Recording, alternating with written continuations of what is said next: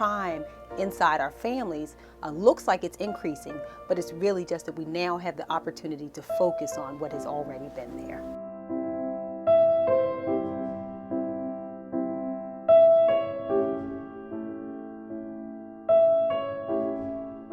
I've found, especially in working as a prosecutor, that it's really taboo to talk about a lot of things that happen in the home.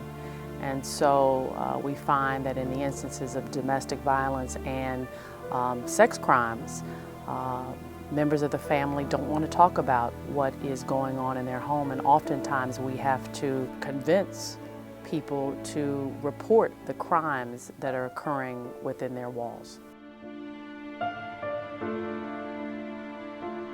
Who wants to come forward and say, I'm a person who, for whatever reason, is acting out in a household. I have been abusive to a spouse. I felt the feelings of wanting to go physically after my wife, and that terrified me. It was almost as if I did it and I acted out on it. And so the fact that I felt like lashing out in a physical way terrified me.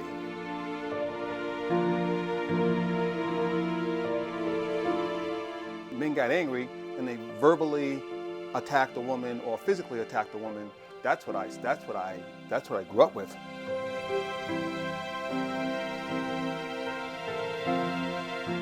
Children will often look as if it's not fazing them. They'll look like they're making it through, but that stuff sticks. And it sticks in ways that show up a lot later. All the studies show us that children who witness crime, in particular boys, are more than twice as likely to repeat it. We find as well that little girls who witness domestic violence suffer from lower self-esteem. They suffer from lower concentration.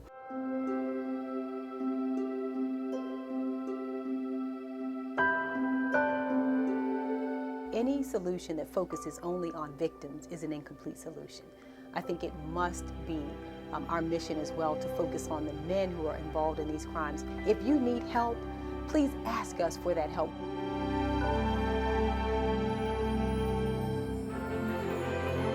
We believe in the Holy Ghost power of therapy while also believing right here at the church in prayer. Prayer gives strength to process pain, process difficulty, but we still got to do the hard work and we got to do the heart work. I would say to that man, don't just stop in feeling bad.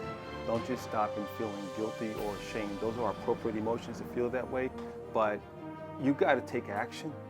You got to move out. You got to step up. God has better for you. That God has a better standard for you, and there's much more in you than you even know right now. The more that a man can be honest about what he is feeling on a given day is very, very important.